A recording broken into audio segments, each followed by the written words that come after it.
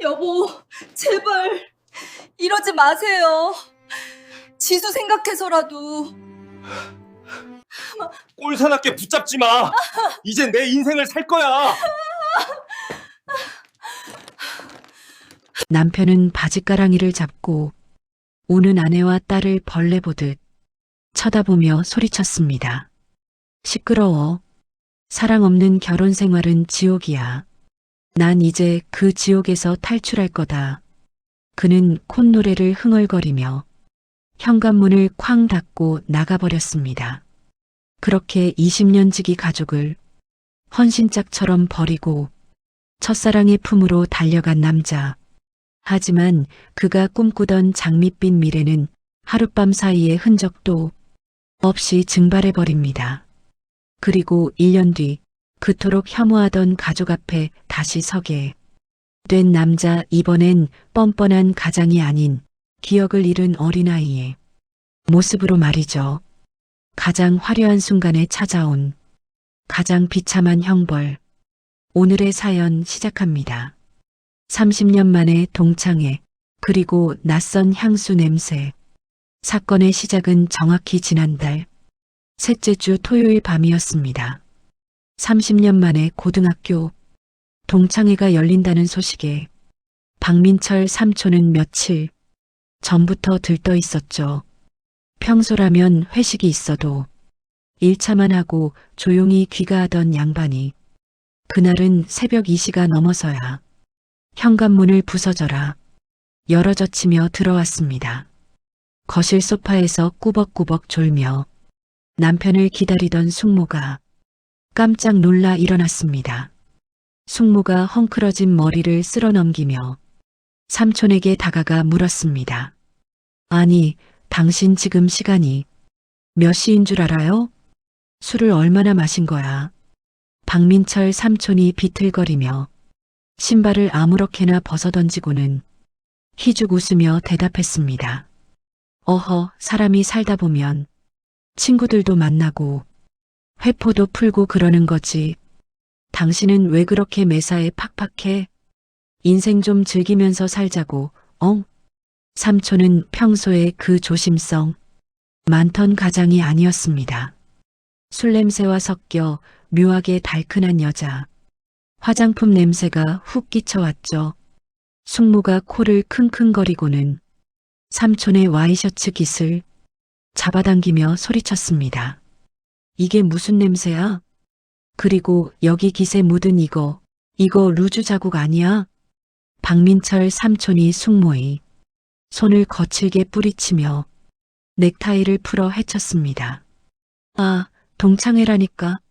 짓궂은 친구놈들이 장난친 걸 가지고 왜 사람을 의심하고 그래? 나 피곤해 들어갈 거야. 삼촌은 콧노래까지 흥얼거리며 안방으로 들어가 버렸고 숙모는 멍하니 현관에 서서 닫힌 방문을 바라볼 수밖에 없었습니다. 그날 밤 거실에는 태풍이 지나간 듯한 정적만이 감돌았죠. 하지만 그건 시작에 불과했습니다.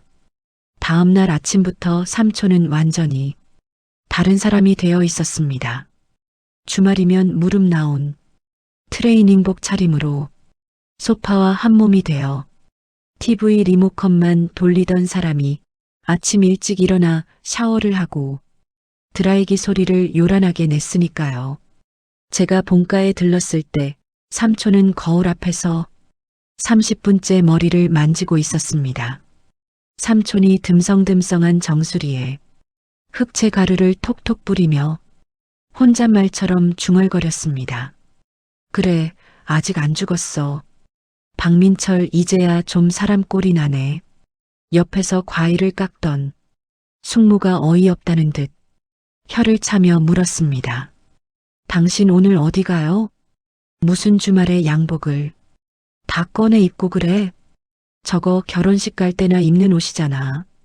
박민철 삼촌이 거울 속에 자신에게 윙크를 한번 날리고는 재킷을 걸치며 대답했습니다. 비즈니스야, 비즈니스. 요즘은 주말에도 인맥 관리를 해야 살아남는 시대라고. 당신은 집에만 있어서 세상 돌아가는 걸 너무 몰라. 숙모가 깎던 사과를 접시에 탁 소리나게 내려놓으며 쏘아붙였습니다. 인맥관리? 20년 동안 회사랑 집 밖에 모르던 사람이 갑자기 무슨 놈의 인맥 타령이야? 혹시 여자 생겼어? 박민철 삼촌이 현관 구두 주걱을 집어들며 신경질적으로 반응했습니다. 말 함부로 하지 마. 사람이 발전을 하려고 노력하면 응원은 못 해줄 망정. 하여간 말이 안 통한다니까. 나 늦으니까 저녁 기다리지 마. 삼촌은 현관을 나가면서 묘하게 들뜬 발걸음으로 엘리베이터 버튼을 눌렀습니다. 닫히는 문틈 사이로 콧노래 소리가 복도에 울려 퍼졌죠. 숙모는 불안한 눈빛으로 저를 바라보며 한숨을 내쉬었습니다. 일주일 뒤 숙모에게서 다급한 전화가 걸려왔습니다. 목소리가 파르르 떨리고 있었죠. 저는 하던 일을 멈추고 곧장 삼촌 댁으로 달려갔습니다. 거실 식탁 위에는 뜯어진 카드 명세서들이 어지럽게 널려 있었습니다. 숙모가 명세서 한 장을 제 손에 쥐어주며 울먹이는 목소리로 말했습니다. 이거 좀 봐라. 내 삼촌이 미친 게 분명해. 이게 다 뭐니? 호텔 라운지, 여성 의료, 오마카세는 또 뭐고? 제가 명세서를 훑어보니 입이 다물어지지 않았습니다. 평범한 중소기업 부장 월급으로는 감당하기 힘든 금액들이 찍혀 있었죠. 강남의 고급 일식집에서 50만 원, 백화점 명품 편집숍에서 200만 원, 그리고 주말마다 찍힌 호텔 라운지 바. 결제 내역까지. 제가 명세서를 식탁에 내려놓으며 심각한 표정으로 물었습니다. 숙모, 삼촌이 최근에 누구 만난다는 얘기 없었어요? 이건 누가 봐도 데이트 비용인데요. 숙모가 얼굴을 감싸 쥐며 흐느꼈습니다. 모른다. 주말마다 무슨 사업 설명회니 동창 모임이니 하면서 나가는데 물어보면 화만 내니까 무서워서 말도 못 붙이겠어. 내가 좀 알아봐주면 안 되겠니? 내가 미치겠어서 그래. 저는 숙모를 진정시키고 그날 저녁 퇴근하는 삼촌을 미행하기로 결심했습니다. 삼촌의 낡은 중형차가 회사 주차장을 빠져나왔습니다.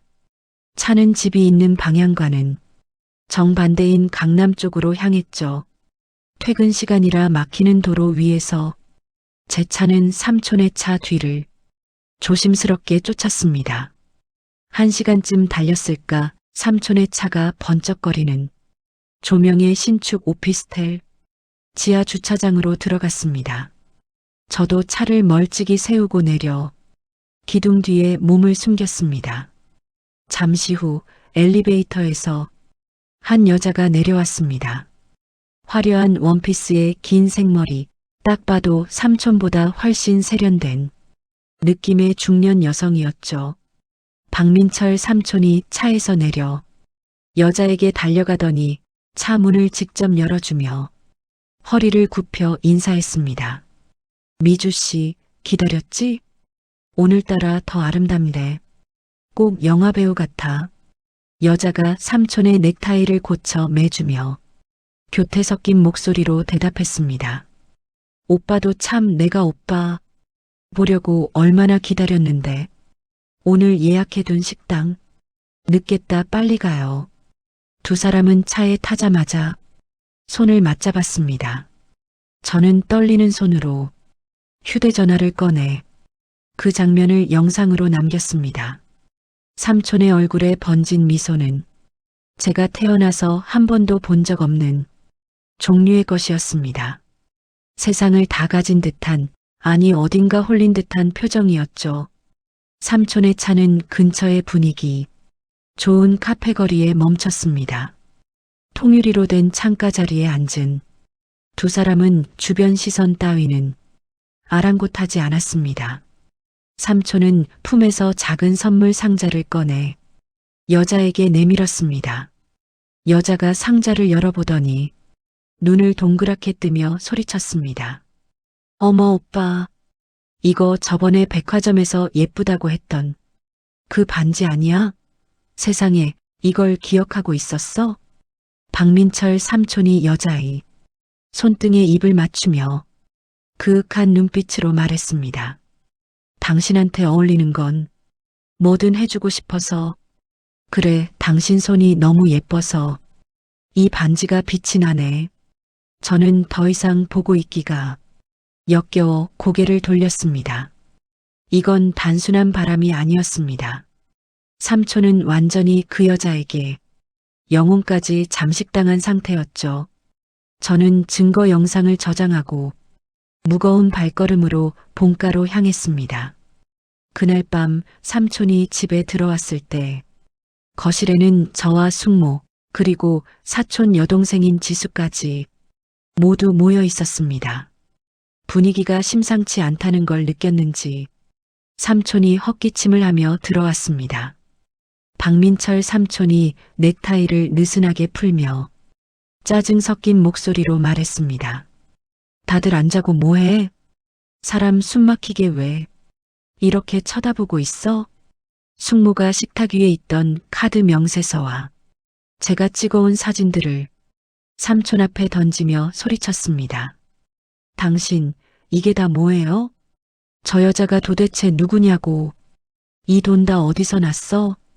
삼촌은 사진을 힐끗 보더니 당황하는 기색도 없이 오히려 당당하게 고개를 쳐들었습니다. 그리고는 소파에 털썩 주저앉으며 다리를 꼬았습니다. 박민철 삼촌이 탁자 위에 놓인 담배를 집어들며 차가운 목소리로 말했습니다. 봤으면 알겠네. 그래, 나 여자 만난다. 그게 뭐? 내가 평생 뼈 빠지게 벌어다 줬으면 나도 내 인생 좀 보상받으면 안 돼? 옆에 있던 지수가 울음을 터뜨리며 삼촌의 팔을 잡고 매달렸습니다. 아빠, 왜 그래? 엄마랑 우리 버리고 저 아줌마한테 가겠다는 거야? 아빠 제정신이야? 삼촌은 딸의 손을 귀찮다는 듯 뿌리치고는 자리에서 벌떡 일어났습니다. 그리고는 안방으로 들어가 여행용 캐리어를 꺼내 짐을 싸기 시작했습니다. 옷장 문이 쾅쾅 열리고 닫히는 소리가 온 집안을 울렸습니다.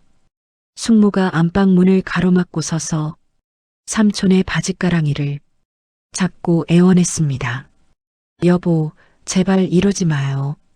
한번 실수한 걸로 칠게 정리하고 돌아와요. 우리 지수 봐서라도.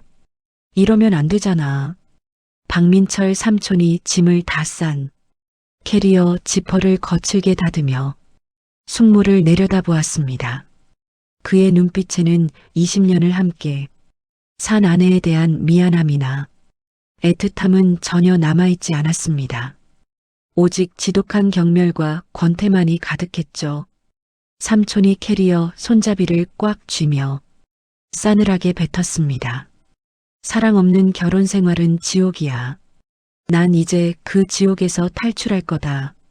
이혼 서류는 조만간 보낼 테니까 도장이나 찍어.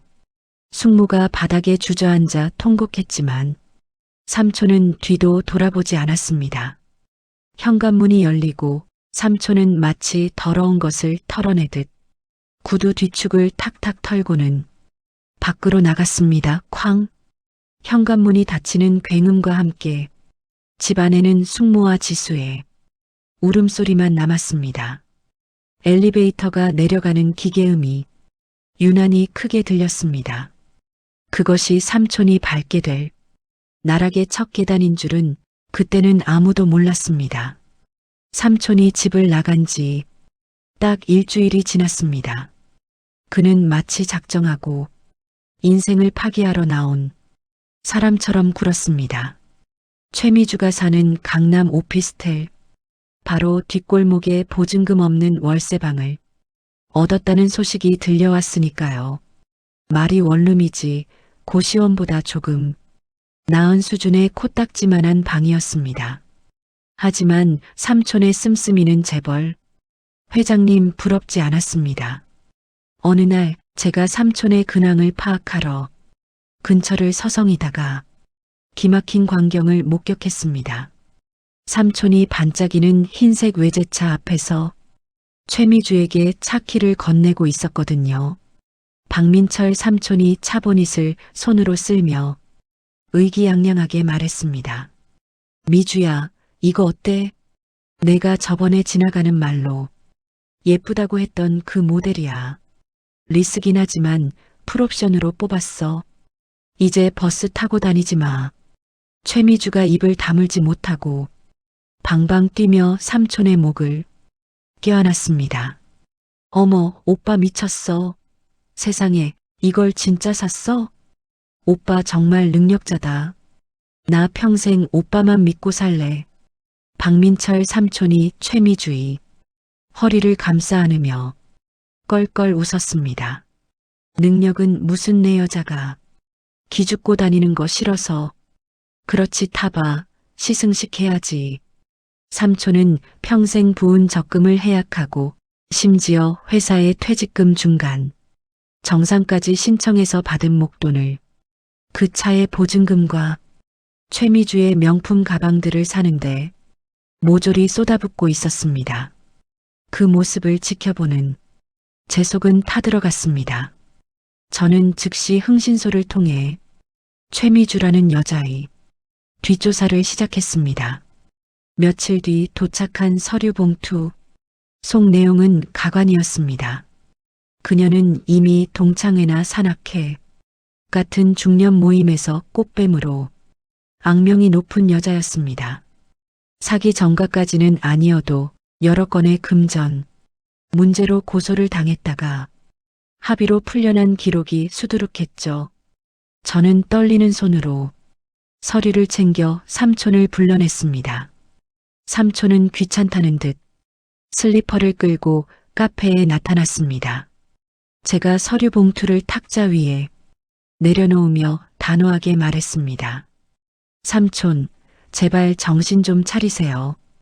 이 여자 삼촌이 생각하는 그런 사람 아니에요. 이거 보세요.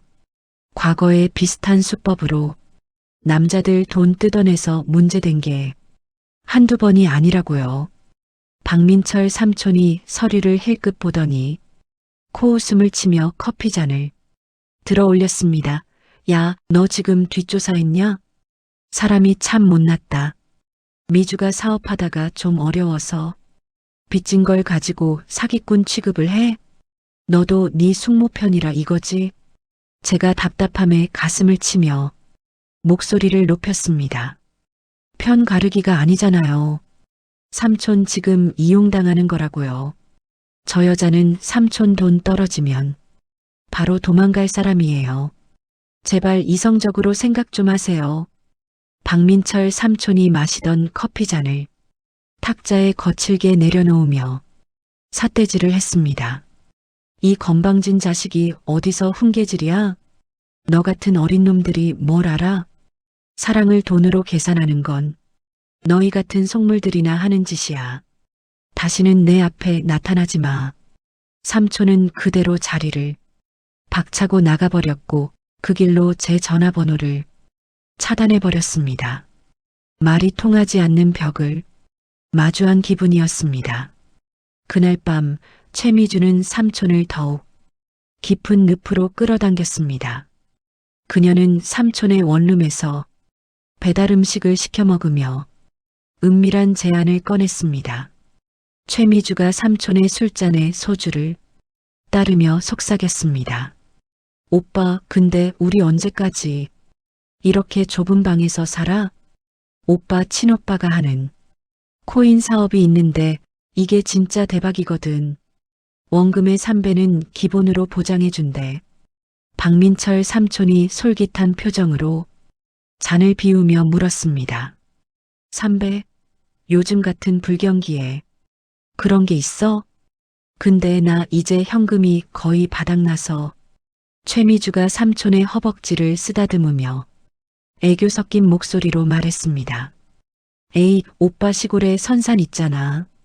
그거 어차피 묵혀둬봤자 돈도 안 되는데 잠깐 담보로 맡겨서 투자금 불리면 되잖아. 우리 폼 나게 전원주택 짓고 살아야지. 삼촌은 잠시 망설이는 듯 했지만 최미주의 전원주택이라는 말과 콧소리에 결국 이성을 잃고 말았습니다. 다음 날 삼촌은 조상 대대로 내려오던 시골 선산을 담보로 제2금융권과 대부업체를 돌며 고금리 대출을 받았습니다. 삼촌은 대출받은 수억 원의 돈을 최미주가 건넨 투자법인 계좌로 이체했습니다. 은행 창구 직원이 보이스피싱을 의심하며 말렸지만 삼촌은 오히려 화를 내며 직접 모바일 뱅킹으로 비밀번호를 꾹꾹 눌러 송금했죠. 그로부터 며칠 뒤 비극은 엉뚱한 곳에서 터졌습니다. 삼촌이 쓴 사채 빚보증 문제로 대부업체 직원들이 숙모가 사는 본가로 들이닥친 겁니다. 쾅, 쾅, 쾅. 현관문을 부술 듯이 두드리는 소리에 숙모와 지수는 공포에 질려 서로를 끌어안았습니다. 문을 열자 덩치 큰 남자들이 신발도 벗지 않고 거실로 들어와 빨간 압류, 딱지를 흔들어댔습니다.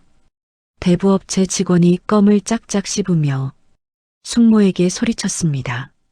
박민철 씨 부인 되시죠? 남편분이 돈을 빌려가 놓고 연락이 안 되네. 연대 보증은 아니지만 부부니까 도의적으로 해결하셔야지. 안 그러면 여기 살림살이에 다 딱지 붙습니다. 숙모가 덜덜 떨며 애원했습니다. 저희도 그 사람 집 나가서 연락 안 돼요. 제발 이러지 마세요. 딸아이가 보고 있잖아요. 지수가 방구석에서 귀를 막고 비명을 질렀지만 남자들은 거실 TV이며 냉장고를 발로 툭툭 차며 위협했습니다. 그날 밤 숙모는 뜬 눈으로 밤을 지새우며 결단을 내렸습니다. 더 이상 이 가정을 지키는 건 무의미하다는 것을 깨달은 거죠. 다음 날 숙모는 법원에 가서 이혼 소장과 위자료 청구 소송을 제기했습니다. 가정을 버린 남편에 대한 마지막 예의마저 끊어내는 순간이었습니다. 법원에서 날아온 등기 우편을 받은 건 삼촌이었습니다. 최미주의 오피스텔에서 샴페인을 따고 있던 삼촌은 이혼 소장을 훑어보고는 껄껄 웃음을 터뜨렸습니다. 박민철 삼촌이 소장을 허공에 흔들며 최미주에게 외쳤습니다. 미주야, 이것 봐라. 집사람이 드디어 이혼하자네. 하하. 이제 진짜 자유다. 나 이제 법적으로도 깨끗해지는 거야. 최미주가 샴페인 잔을 부딪히며 따라 웃었습니다. 하지만 그녀의 눈은 웃고 있지 않았습니다. 삼촌의 지갑이 얼마나 더 털릴 수 있는지 계산하는 눈빛이었죠. 최미주가 삼촌의 어깨에 기대며 교묘하게 말을 꺼냈습니다. 오빠, 축하해. 이제 우리 둘만 행복하면 돼. 근데 오빠, 코인 수익금 나오려면 시간이 좀 걸리잖아. 우리 생활비랑 품위 유지비가 좀 부족한데. 박민철 삼촌이 기분 좋게 취해 대답했습니다. 걱정 마. 내가 누구야? 박민철이야. 뭐가 문제야? 최미주가 삼촌의 귓가에 입술을 대고 속삭였습니다. 오빠 신용카드 있잖아. 그거 현금 서비스 한도 남았지? 그거 싹 다 뽑아서 비상금으로 좀 챙겨두자. 나중에 수익금 나오면 바로 갚으면 되니까. 응? 삼촌은 이미 판단력이 마비된 상태였습니다. 그래, 그래. 내 새끼가 하자는 대로 해야지. 내일 당장 가서 싹 뽑아올게. 삼촌은 그렇게 남은 신용카드 한도까지 탈탈 털어 현금을 만들 궁리를 했습니다. 늪에 빠진 사람은 허우적거릴수록 더 깊이 빠져든다는 사실을 모른 채 삼촌은 스스로 파멸의 구렁텅이로 걸어 들어가고 있었습니다. 창밖에는 비가 추적추적 내리기 시작했고 그 비는 삼촌의 앞날에 닥칠 거대한 폭풍을 예고하는 듯 했습니다. 비극의 정점은 가장 화려한 순간에 찾아왔습니다. 삼촌이 최미주의 오피스텔에서 샴페인을 터뜨린 그날 밤 삼촌은 자신이 세상의 주인공이 된 것 같은 착각에 빠져 있었습니다. 삼촌은 이미 현금 서비스까지 꽉 채워받은 돈다발을 최미주의 핸드백 안에 넣어준 상태였죠. 최미주가 묘한 빛깔의 술잔을 삼촌에게 건네며 나긋나긋한 목소리로 말했습니다. 오빠, 이거 내가 아끼는 양주에 과일 좀 섞은 거야. 우리 미래를 위해서 건배할까? 박민철 삼촌이 잔을 받아들고는 이미 풀린 눈으로 최미주를 바라보며 대답했습니다. 그래, 미주야, 너랑 나랑 이제 꽃길만 걷는 거야. 저 칙칙한 집구석하고는 차원이 다른 인생을 사는 거지. 삼촌은 그 술을 단숨에 들이켰습니다. 목 넘김 끝에 혀끝을 찌르는 쌉싸름한 맛이 느껴졌지만 최미주가 입가에 묻은 술을 닦아주며 웃어주는 바람에 대수롭지 않게 넘겼습니다. 그리고 5분도 지나지 않아 삼촌은 세상이 빙글빙글 도는 것을 느꼈습니다. 박민철 삼촌이 소파에 몸을 기대며 웅얼거렸습니다. 이상하다. 술이 왜 이렇게 확 오르지? 미주야, 나 좀 졸린데. 최미주가 삼촌의 머리를 자신의 무릎에 뉘어주며 귓가에 속삭였습니다. 피곤해서.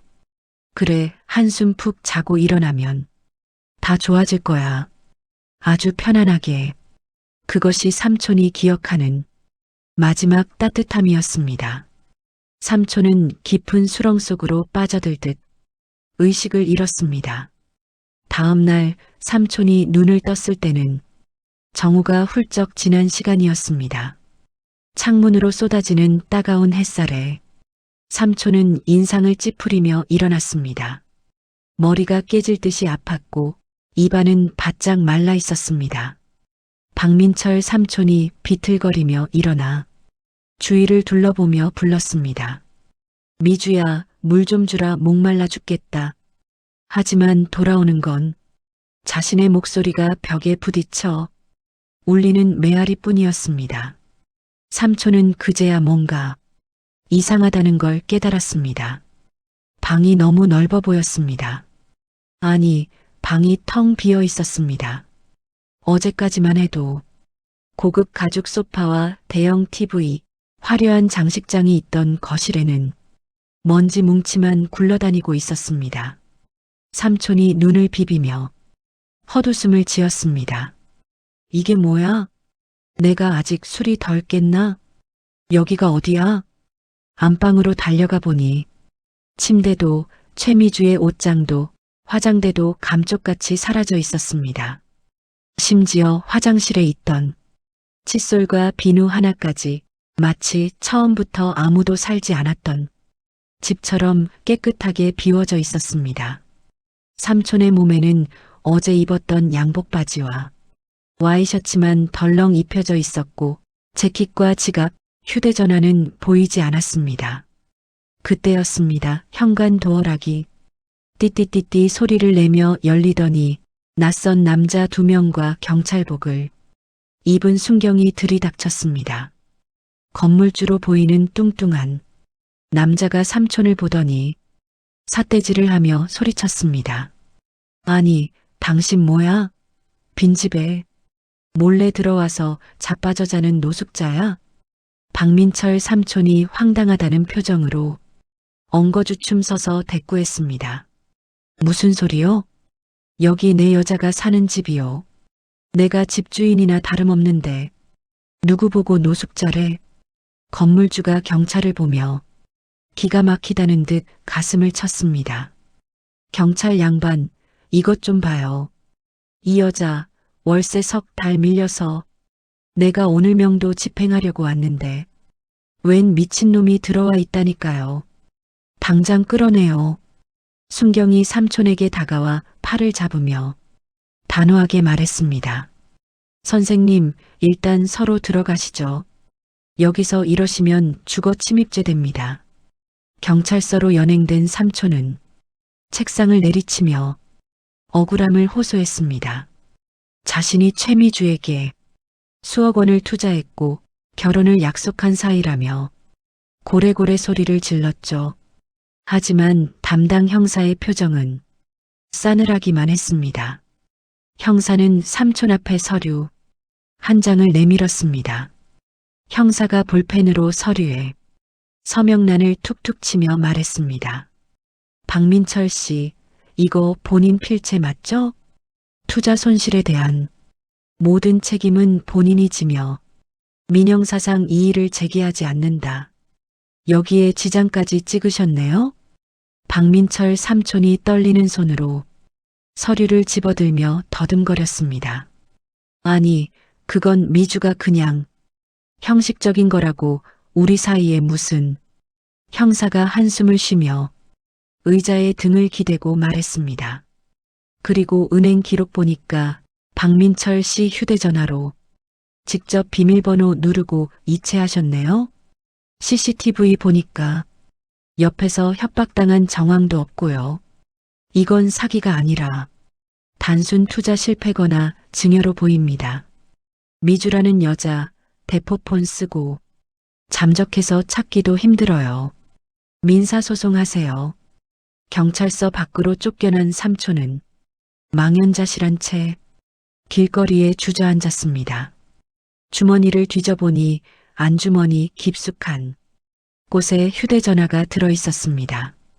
전원이 꺼져 있던 폰을 켜자마자 문자 메시지 수십 통이 쏟아져 들어왔습니다. XX 대부업체 이자 연체 시 법적 조치 예정. 오캐피탈 차량 반납 독초. 카드사 한도 초과 및 연체 안내. 삼촌은 떨리는 손가락으로 최미주의 번호를 눌렀습니다. 하지만 수화기 너머에서는 기계적인 안내음만 흘러나왔습니다. 지금 거신 번호는 없는 번호이오니. 박민철 삼촌이 휴대전화를 아스팔트 바닥에 집어던지며 비명을 질렀습니다. 아, 최미주, 내가 어떻게 나한테 이럴 수 있어.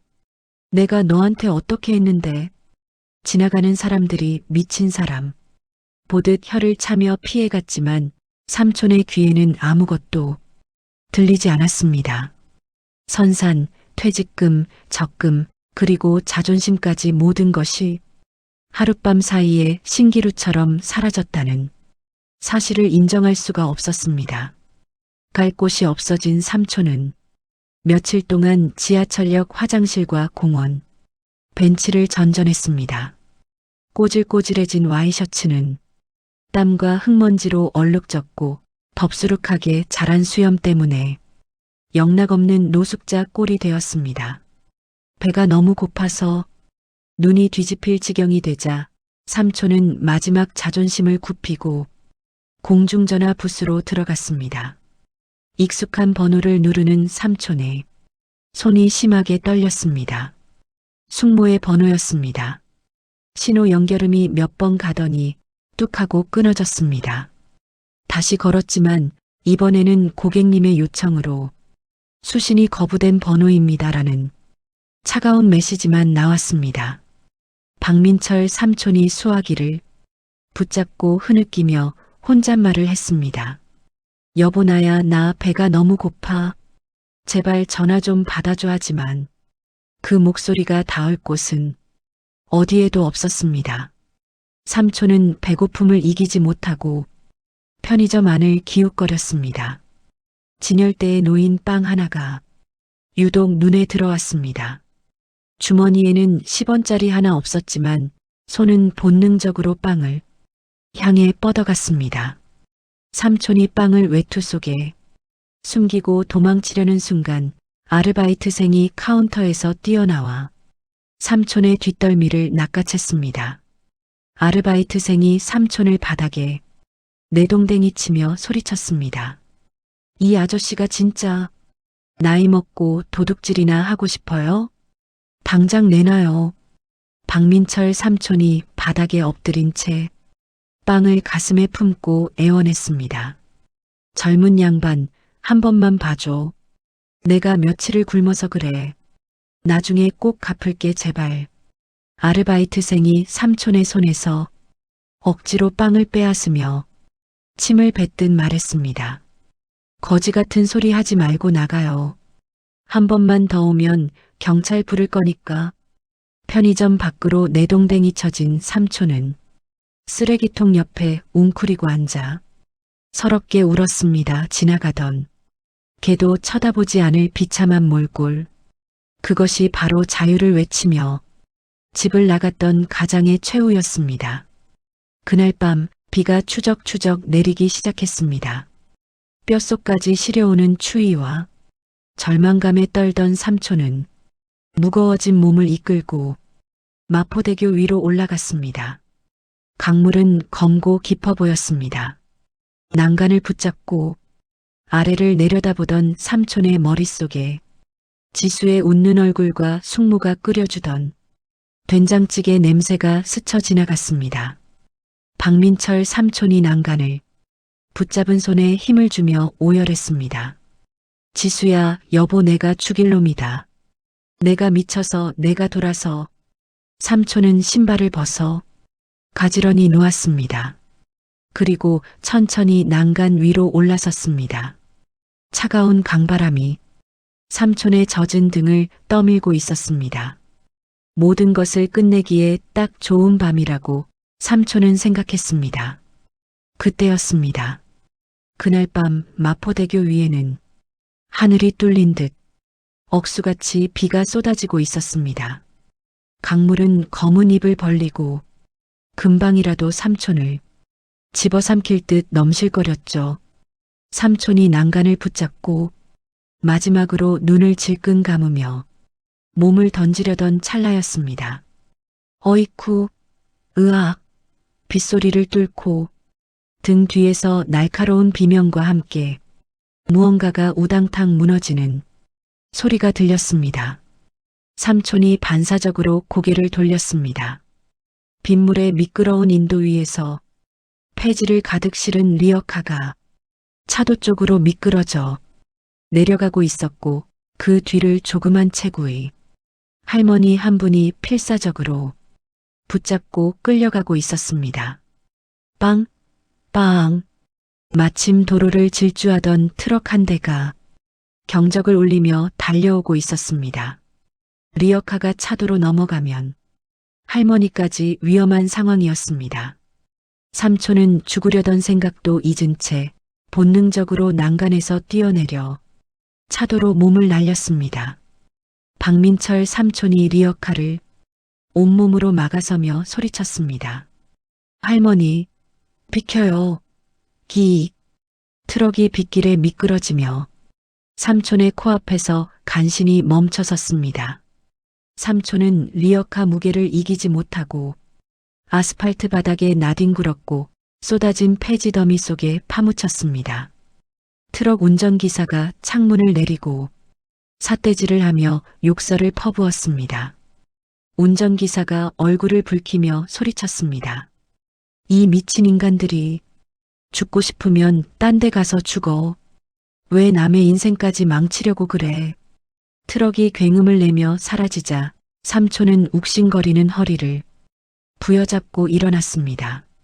빗물과 흙탕물로 범벅이 된 삼촌을 향해 할머니가 다가왔습니다. 고맙다는 말을 기대한 건 아니었지만 할머니의 입에서 나온 말은 예상 밖이었습니다. 할머니가 삼촌의 등짝을 손바닥으로 짝 소리나게 후려치며 소리쳤습니다. 이 화상아, 눈은 폼으로 달고 다녀. 멀쩡하게 생긴 놈이 왜 비 오는 날 청승맞게 다리 난간을 붙잡고 지랄이야. 박민철 삼촌이 어안이 벙벙해서 멍하니 대답했습니다. 아니, 할머니 저는 도와드리려고. 할머니가 젖은 폐지를 주섬주섬 리어카에 다시 담으며 쏘아붙였습니다. 도와주긴 개뿔, 죽을 용기는 있고 리어카 밀 힘은 없어? 밥값이라도 하고 죽던가. 썩을 놈 삼촌은 묘하게 그 말에 압도당했습니다. 죽을 용기 그 말이 비수처럼 가슴에 꽂혔습니다. 삼촌은 홀린 듯 할머니를 도와 폐지를 씻고 묵묵히 리어카 뒤를 밀기 시작했습니다.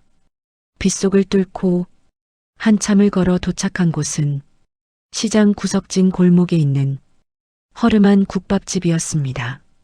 간판은 다 떨어져 나갔고 유리창에는 욕쟁이 할매 국밥이라는 글씨가 붉은색 시트지로 붙어 있었죠.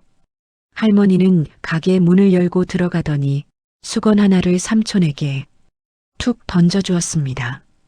할머니가 주방으로 들어가며 무심하게 말했습니다. 거기 앉아서 물기나 닦고 있어. 재수없게 감기 옮기지 말고. 잠시 후 할머니는 김이 모락모락 나는 뚝배기 한 그릇을 삼촌 앞에 쾅 내려놓았습니다.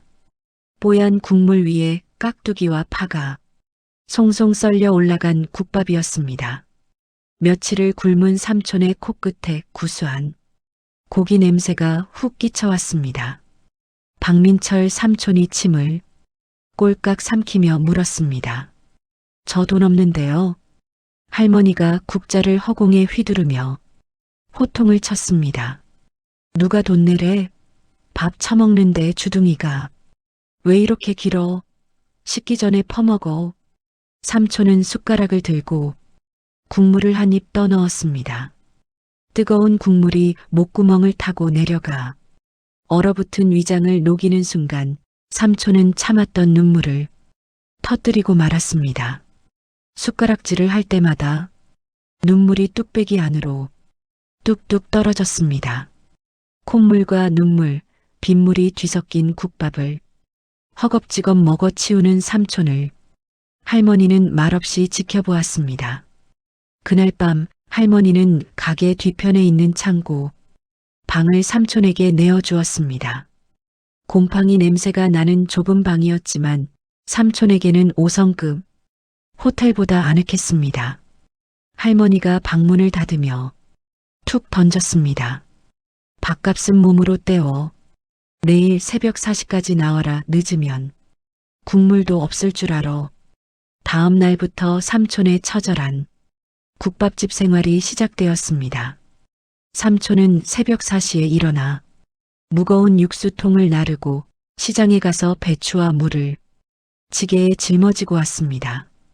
영업직으로 펜대만 굴리던 삼촌의 손은 금세 물집이 잡히고 터지기를 반복했습니다. 하지만 삼촌은 불평 한마디 하지 않았습니다. 몸이 부서져라 일하는 동안에는 최미주에 대한 분노도 가족에 대한 죄책감도 잠시 잊을 수 있었으니까요. 할머니는 틈만 나면 삼촌에게 욕을 퍼부었습니다. 야, 이 군뱅이 같은 놈아. 무채 써는 게 그게 뭐냐? 소 여물수냐? 하지만 밤이 되면 할머니는 몰래 삼촌의 방문 앞에 파스나 소화제를 두고 갔습니다. 삼촌은 그런 할머니에게서 돌아가신 어머니의 정을 느꼈습니다. 그러던 어느 날 가게에 위기가 닥쳤습니다. 대낮부터 술에 취한 진상 손님이 국밥에서 머리카락이 나왔다며 행패를 부리기 시작한 겁니다. 취객이 식탁을 발로 차며 고래고래 소리를 질렀습니다. 아, 주인 나오라 그래. 국밥에다 걸레를 빨았나. 맛이 왜 이래? 할머니가 주방에서 뛰어나와 앞치마에 손을 닦으며 맞섰습니다. 이 양반이 낮술 처먹고 어디서 행패야? 머리카락은 당신 머리에서 빠진 거구만. 먹기 싫으면 나가. 취객은 할머니의 말에 격분하여 식탁 위에 끓고 있던 뜨거운 뚝배기를 집어들었습니다. 이 할망구가 진짜 죽고 싶어? 취객이 할머니를 향해 뚝배기를 집어 던지는 순간 구석에서 설거지하던 삼촌이 번개처럼 튀어나와 할머니 앞을 가로막았습니다. 으악. 펄펄 끓는 국물이 삼촌의 오른팔과 등에 쏟아졌습니다. 살타는 냄새가 진동했고 삼촌은 외마디 비명과 함께 바닥에 주저앉았습니다. 놀란 취객은 도망쳤고 할머니는 사색이 되어 삼촌을 부둥켜 안았습니다. 할머니가 떨리는 손으로 얼음물을 가져와 삼촌의 화상 부위에 부으며 울먹였습니다. 아이고, 이 미련한 놈아. 피하면 되지. 이걸 왜 몸으로 막아? 너 바보냐? 박민철 삼촌이 이를 악물고 고통을 참으며 억지 미소를 지었습니다. 할머니 다치시면 안 되잖아요. 저밥값은 해야죠. 그 사건 이후 할머니가 삼촌을 대하는 태도가 완전히 달라졌습니다. 욕설은 여전했지만 그 속에 담긴 온기가 달랐죠. 삼촌은 화상 흉터가 남은 팔로 더욱 열심히 일했습니다. 1년이 지날 무렵 삼촌은 어느새 가게의 모든 꾸준히 일을 도맡아 하는 실질적인 매니저가 되어 있었습니다. 어느 날 새벽 육수를 끓이고 있는 삼촌을 할머니가 불렀습니다. 가게 문은 아직 닫혀 있었고 주방에는 은은한 사골, 냄새만 감돌고 있었습니다. 할머니가 주방 구석에 있는 낡은 항아리를 가리키며 진지한 표정으로 말했습니다. 민철아, 이리 와서 앉아봐라. 삼촌이 의아한 표정으로 다가가 앉자 할머니는 품에서 꼬깃꼬깃한 노트 한 권을 꺼냈습니다. 기름때가 묻고 너덜너덜해진 노트였습니다.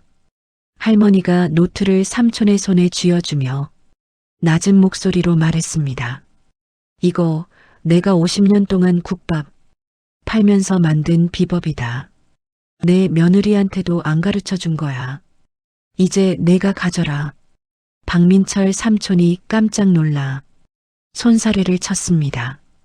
할머니, 이걸 왜 저한테 주십니까? 저는 받을 자격 없습니다. 할머니가 삼촌의 화상 흉터가 남은 팔을 쓰다듬으며 말했습니다. 내 놈이 내 목숨 한 번 살렸고 가게도 살렸다. 자식놈들도 지들 살기 바빠서 가게 물려받기 싫다는데 이 막 끊기면 내 저승 가서도 눈을 못 감는다. 내가 맡아서 제대로 한번 키워봐라. 넌 할 수 있다. 삼촌은 뜨거운 무언가가 목구멍에서 치밀어 오르는 것을 느꼈습니다.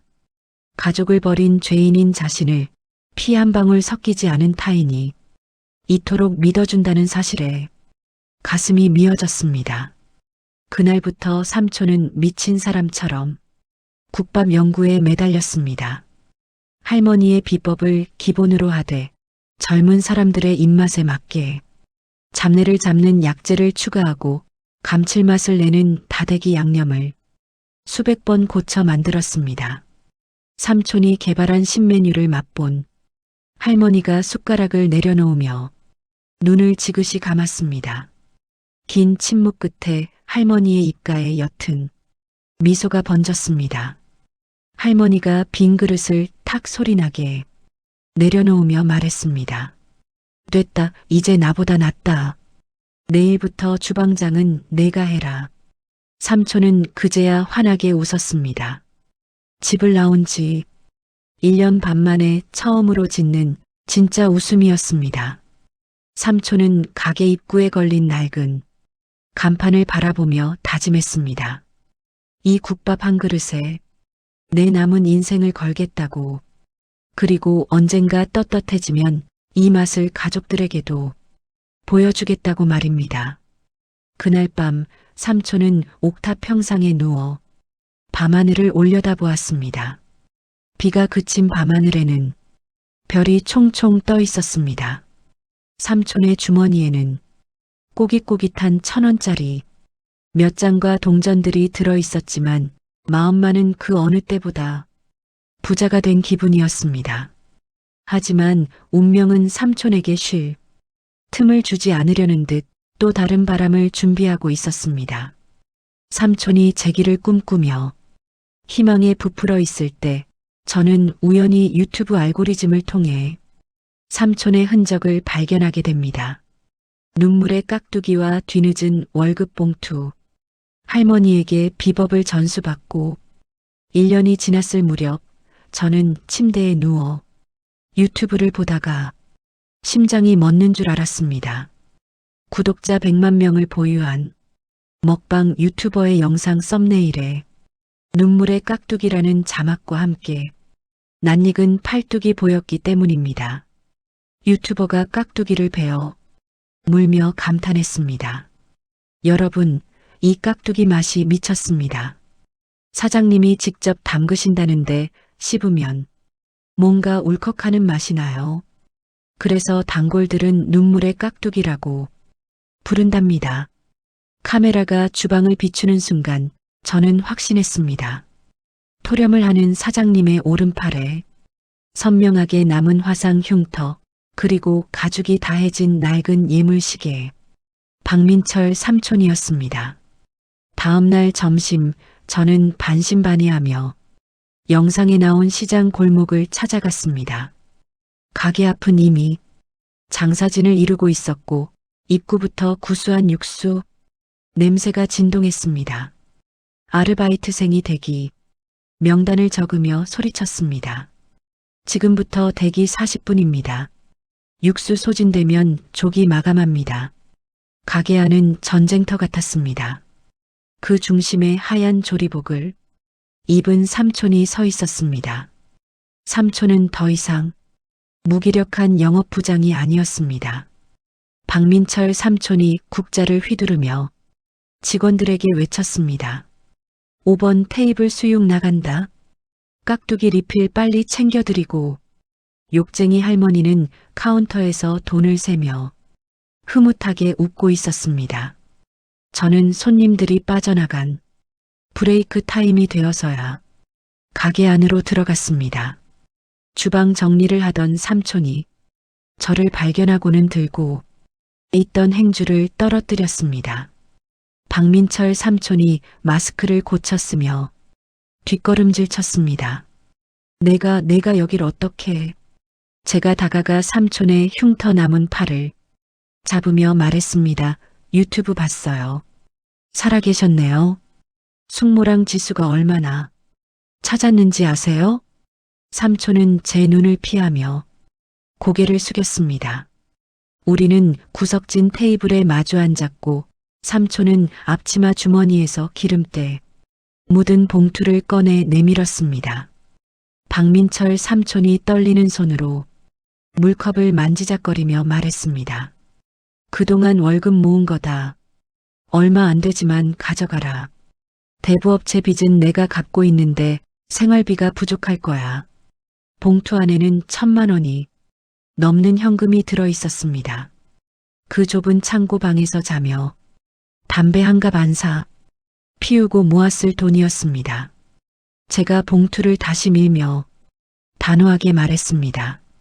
돈으로 해결될 문제 아니에요. 그리고 숙모, 이혼 판결 났어요. 이제 법적으로 남남이에요. 삼촌의 어깨가 움찔했지만 이내 체념한 듯 고개를 끄덕였습니다. 박민철 삼촌이 씁쓸하게 웃으며 창밖을 응시했습니다. 그래, 잘됐다. 차라리 잘된 일이야. 나 같은 놈이 무슨 염치로 가장 노릇을 하겠냐. 빚쟁이들한테 시달리지 않으려면 남남이 되는 게 맞아. 제가 답답해서 가슴을 치며 물었습니다. 그럼 평생 이렇게 숨어 사실 거예요? 지수 결혼할 때도 안 가보실 거냐고요.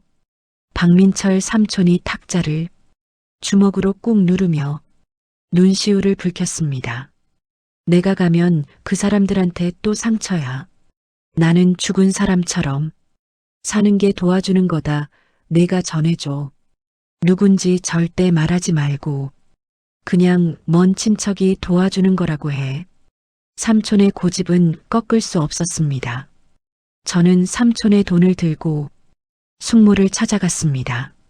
낡은 빌라 반지하로 이사한 숙모네 집은 곰팡이 냄새가 가득했습니다. 숙모가 제가 건넨 돈 봉투를 보고 화들짝 놀라며 물었습니다.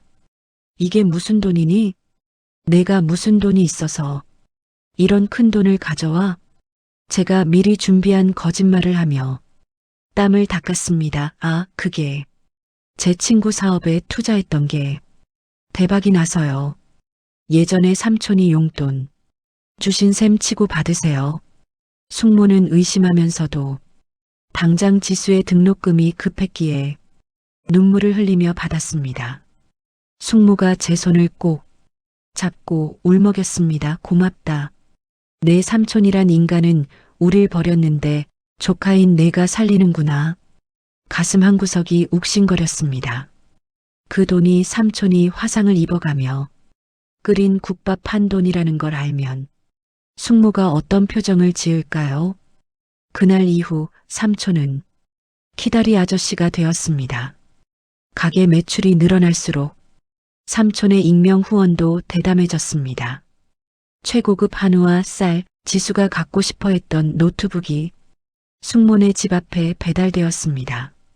어느 날 저녁 저는 숙모와 지수가 외식하며 웃는 모습을 영상으로 찍어 삼촌에게 보여주었습니다. 제가 휴대전화 화면을 들이대며 말했습니다. 보세요. 지수 장학생 됐어요. 다 삼촌 덕분이에요. 박민철 삼촌이 고무장갑을 낀 채 화면 속 딸을 어루만지듯 조심스럽게 터치했습니다. 20초 남짓한 영상 속에서 지수는 해맑게 웃고 있었습니다.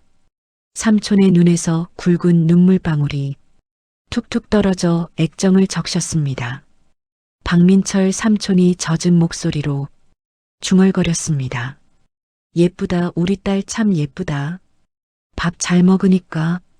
다행이네. 옆에서 지켜보던 욕쟁이 할머니가 삼촌의 등짝을 때리며 혀를 찼습니다. 할머니가 행주질을 하며 퉁명스럽게 말했습니다. 청승 떨지 말고 육수나 봐라. 그렇게 보고 싶으면 가서 보던가. 가지도 못할 거면서 질질 짜기는. 박민철 삼촌이 눈물을 훔치며 씩씩하게 대답했습니다. 아닙니다. 어머니 너무 좋아서 그럽니다. 저 더 열심히 일해서 2호점도 내고 우리 딸 시집갈 때 집 한 채는 해줄 겁니다. 삼촌의 눈빛은 확신에 차 있었습니다.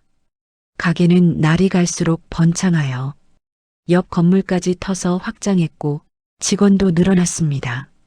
삼촌은 이제 주방에만 박혀 있는 게 아니라 홀을 돌며 경영을 하는 진짜 사장님이 되었습니다. 어느 날 밤 전체 회식 자리였습니다.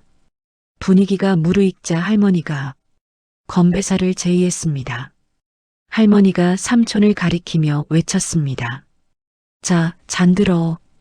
우리 가게가 이렇게 큰 건 다 저기 박 사장 덕분이다. 이제 나보다 국밥을 더 잘 말아. 박 사장을 위하여. 직원들이 환호했습니다. 삼촌은 쑥스러운 듯 머리를 극적이며 일어났습니다. 박민철 삼촌이 소주잔을 높이 들고 말했습니다. 고맙습니다.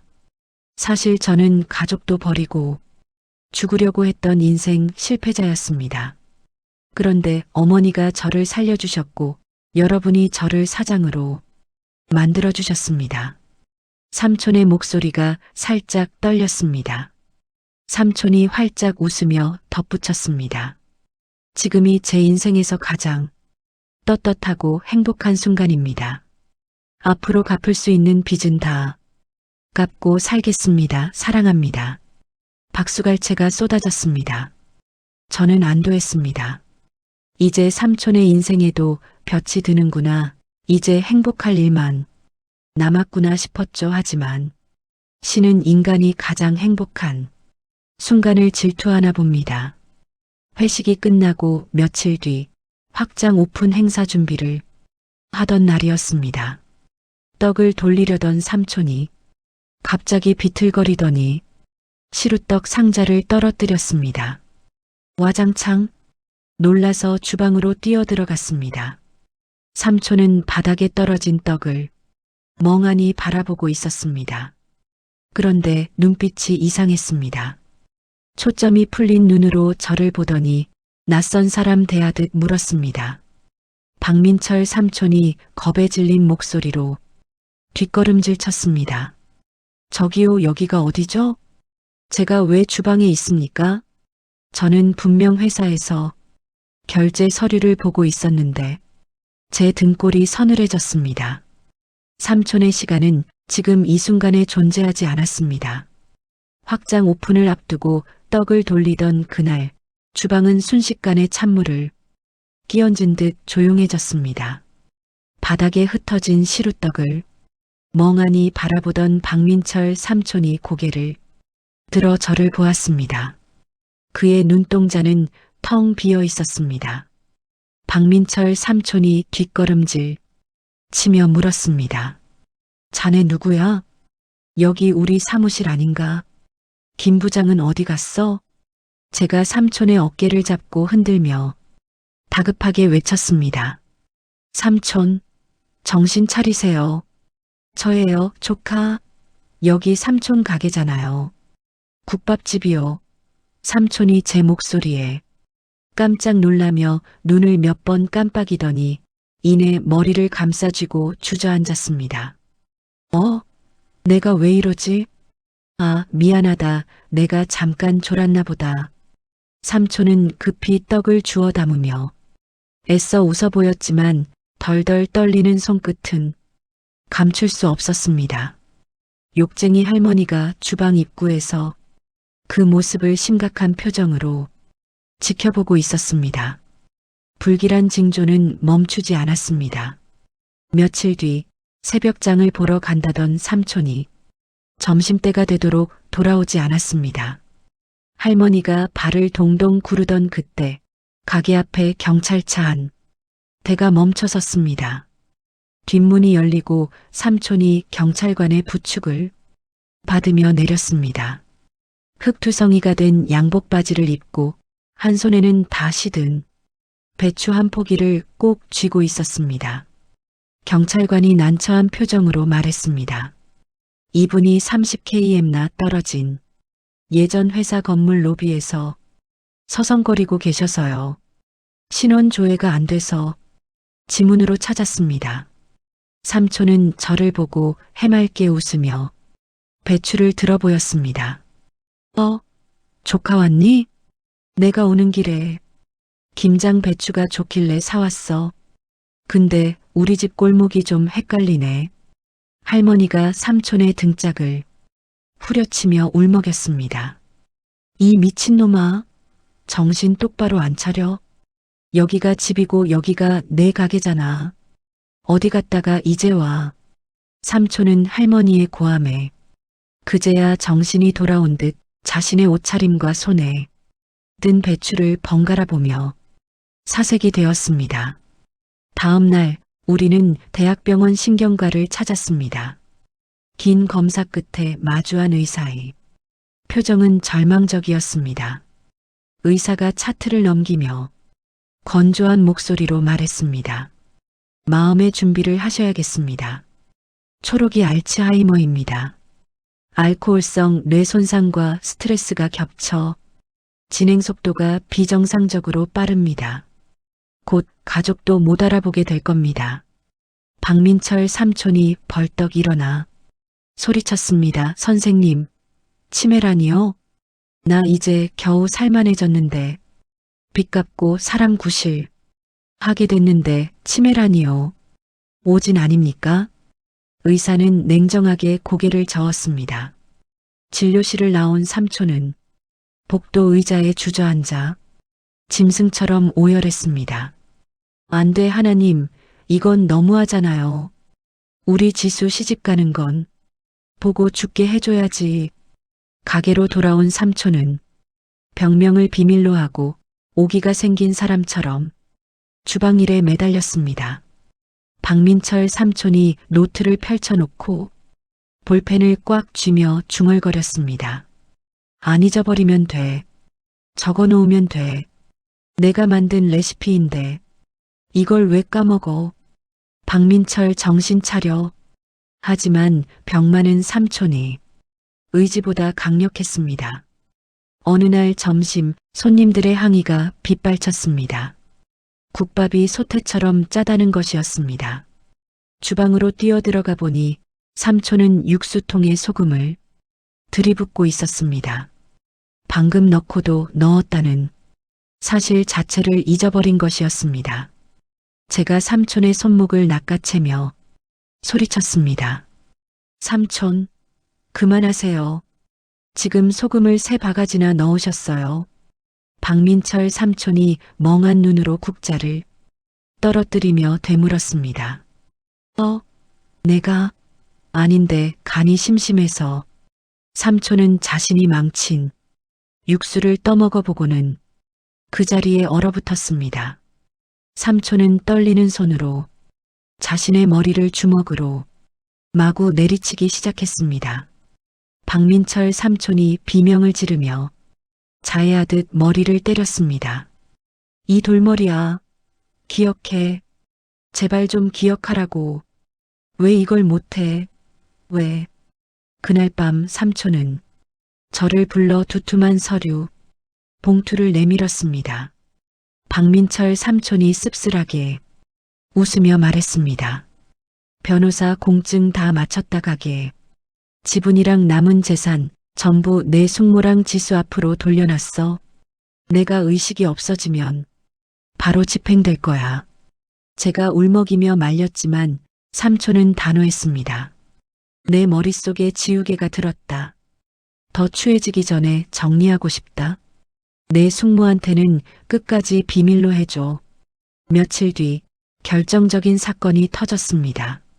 마감 정산을 하던 삼촌이 갑자기 양복 재킷을 걸치더니 저에게 서류를 내밀며 고개를 숙였습니다. 박민철 삼촌이 진지한 표정으로 말했습니다. 김대리, 오늘 결제 서류는 다 처리했나? 부장님께서 내일 아침 회의 자료 찾으시던데 저는 너무 놀라 말이 나오지 않았습니다. 삼촌은 저를 20년 전 회사의 부하 직원으로 착각하고 있었습니다. 제가 삼촌을 불렀지만 삼촌은 오히려 화를 냈습니다. 김대리, 지금 사적인 호칭 쓰나? 회사에서 공과 사는 구분해야지. 그때 주방에서 나오던 욕쟁이 할머니가 달려와 삼촌의 뺨을 3개 때렸습니다. 짝. 할머니가 삼촌의 멱살을 잡고 흔들며 오열했습니다.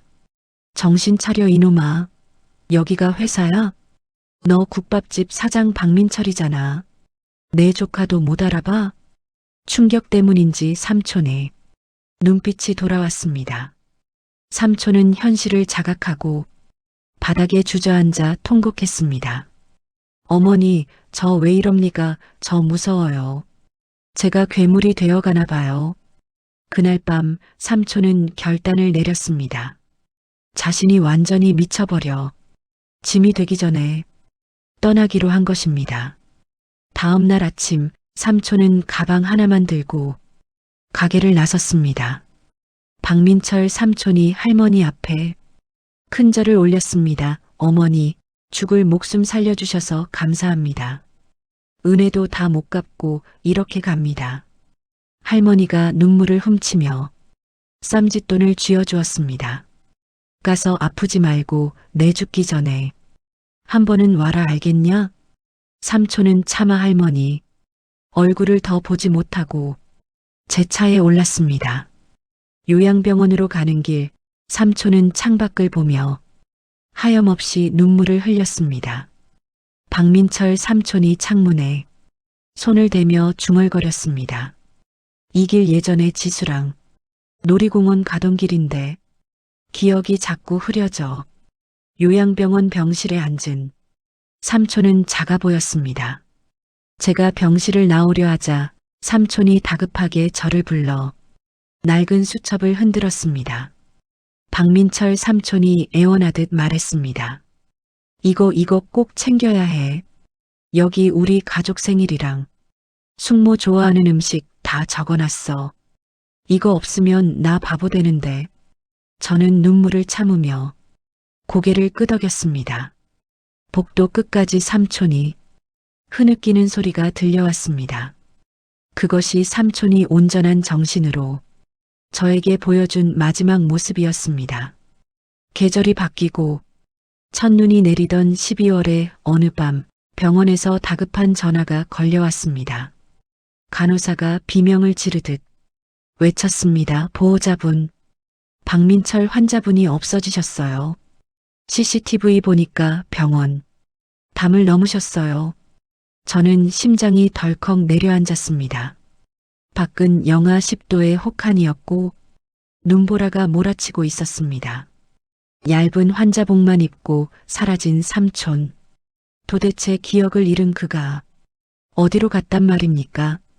저는 위치 추적 어플을 켜고 미친 듯이 엑셀을 밟았습니다. 파란 점이 깜빡이는 곳은 전혀 예상치 못한 장소였습니다. 요양병원에서 걸려온 전화를 끊자마자 저는 외투도 제대로 걸치지 못한 채 차에 뛰어올랐습니다. 밖은 10년 만에 폭설이라도 내리는 듯 앞이 보이지 않을 정도로 눈보라가 몰아치고 있었습니다. 와이퍼가 미친 듯이 움직이며 눈을 치워냈지만 제 마음속에 불안감은 치워지지 않았습니다.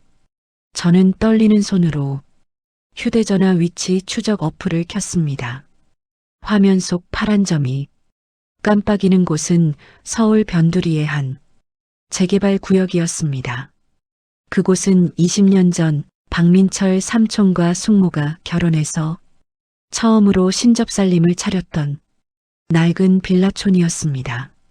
지금은 다 허물어져 사람도 살지 않는 그곳에 기억을 잃은 삼촌이 가 있다는 사실이 믿기지 않았습니다. 제가 핸들을 꽉 쥐며 혼잣말처럼 중얼거렸습니다. 제발 제발 무사하세요. 삼촌, 거기서 뭐 하시는 거예요? 미끄러운 눈길을 뚫고 1시간을 달려 현장에 도착했습니다. 가로등도 제대로 켜지지 않아 어두컴컴한 골목길은 스산하기 짝이 없었습니다. 저는 차에서 내려 휴대전화 플래시를 비추며 골목 안쪽으로 뛰어들어갔습니다. 삼촌, 박민철 삼촌, 어디 계세요? 제 목소리가 눈보라에 묻혀 흩어졌습니다. 그때 골목 끝자락에 있는 낡은 전봇대 아래에 웅크리고 있는 희미한 그림자가 보였습니다. 저는 숨이 턱까지 차오르도록 달렸습니다. 가까이 다가가 보니 삼촌이었습니다. 병원 환자복 위에 얇은 코트 하나만 걸친 채 삼촌은 오들오들 떨고 있었습니다. 입술은 보라색으로 변해 있었고 속눈썹에는 하얗게 성에가 끼어 있었습니다. 그런데도 삼촌은 품에 무언가를 소중하게 꼭 끌어안고 있었습니다. 다 찌그러진 케이크 상자였습니다. 제가 삼촌의 어깨를 감싸주며 울먹였습니다. 삼촌, 여기서 뭐 하세요? 얼어 죽으려고 작정하셨어요? 빨리 차에 타요. 박민철 삼촌이 고개를 들어 저를 바라보았습니다. 초점이 없는 눈동자는 저를 알아보지 못했습니다. 삼촌은 저를 밀쳐내며 경계하는 눈빛을 보였습니다. 박민철 삼촌이 입술을 달달 떨며 말했습니다. 비켜요. 나가면 안 돼. 우리 아내가 기다려. 오늘 월급날이라 딸기 케이크 사가기로 약속했단 말이야. 삼촌의 시간은 20년 전 숙모와 가장 행복했던 그 시절로 되감겨 있었습니다.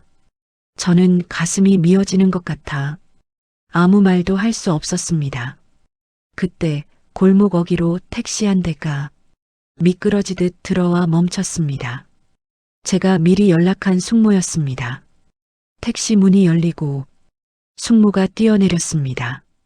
숙모는 전봇대 아래서 있는 삼촌을 보자마자 그 자리에 못 박힌 듯 멈춰섰습니다.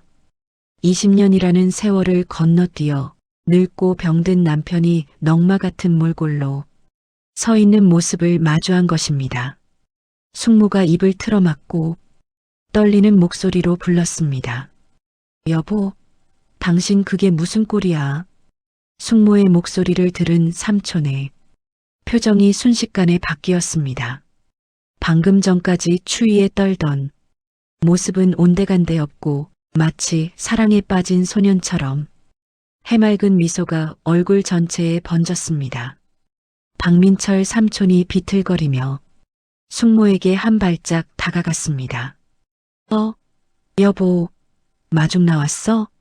날도 추운데 왜 나왔어? 내가 금방 간다고 했잖아. 삼촌은 품에 안고 있던 찌그러진 케이크 상자를 숙모 눈앞에 자랑스레 들어 보였습니다. 눈과 빗물에 젖어 형체를 알아볼 수 없게 된 상자였지만 삼촌의 눈에는 세상에서 가장 귀한 선물처럼 보이는 듯 했습니다. 박민철 삼촌이 하얀 입김을 내뿜으며 웃었습니다. 이거 봐, 당신이 먹고 싶다던 딸기 케이크야, 구하느라 좀 늦었어. 미안해. 우리 지수 뱃속에서 배고프다고 안 보채? 삼촌은 아직 태어나지도 않은 딸 지수를 언급하고 있었습니다. 숙모는 그 말에 무너지듯 바닥에 주저앉아 통곡했습니다. 남편이 자신을 버리고 떠났다는 원망, 그리고 다시는 보지 않겠다고 다짐했던 도끼들이 삼촌의 그 천진난만한 미소 앞에서 눈 녹듯 사라져버렸습니다. 숙모가 삼촌의 바짓단을 잡고 오열했습니다. 바보야, 이 등신 같은 인간아. 왜 이러고 있어? 왜 20년 전으로 돌아가서 이러고 있냐고. 박민철 삼촌은 영문을 모르겠다는 표정으로 쭈그리고 앉아 숙모의 얼굴을 살폈습니다. 그리고는 자신의 차가운 손을 호흡으로 따뜻하게 만든 뒤 숙모의 얼어붙은 뺨을 조심스럽게 감쌌습니다. 박민철 삼촌이 걱정스러운 눈빛으로 말했습니다. 여보, 왜 울어? 누가 당신 괴롭혔어? 손이 왜 이렇게 차가워? 얼른 들어가자. 내가 보일러 틀어놓을게. 삼촌은 숙모의 손을 잡고 자신의 코트 주머니에 넣으려 했습니다. 하지만 삼촌의 주머니는 이미 찢어져 있었고 그 안에는 아무것도 없었습니다. 저는 더 이상 지켜볼 수가 없어서 숙모 옆에 무릎을 꿇고 앉았습니다.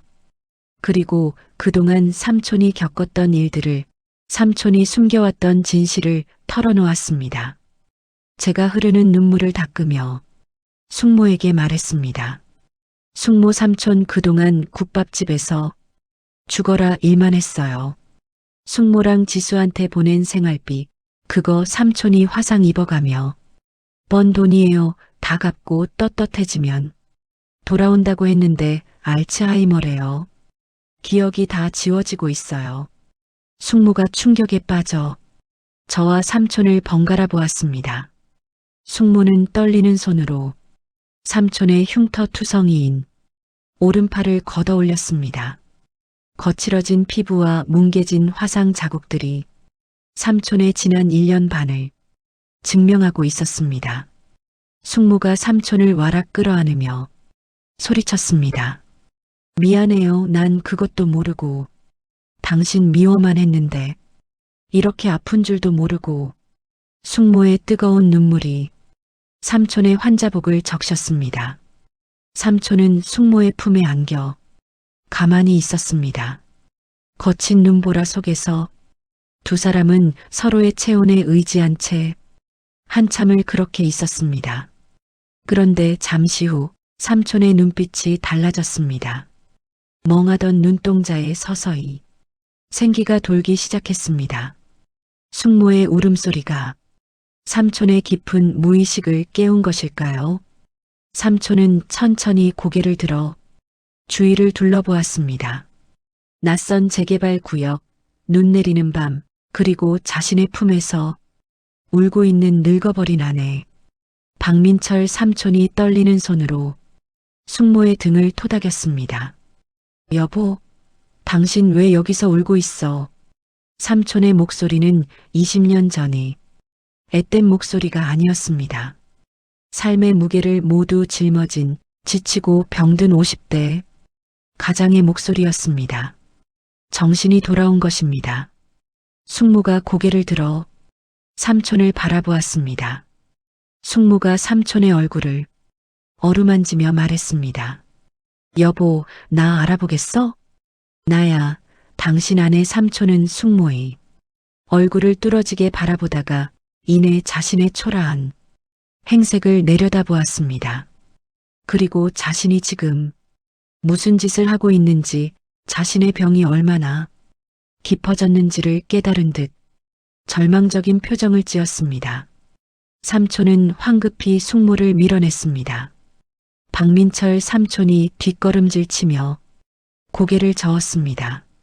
오지마, 나한테 오지마. 나 당신 남편 아니야. 나 짐덩어리야. 내가 또 당신 힘들게 했구나.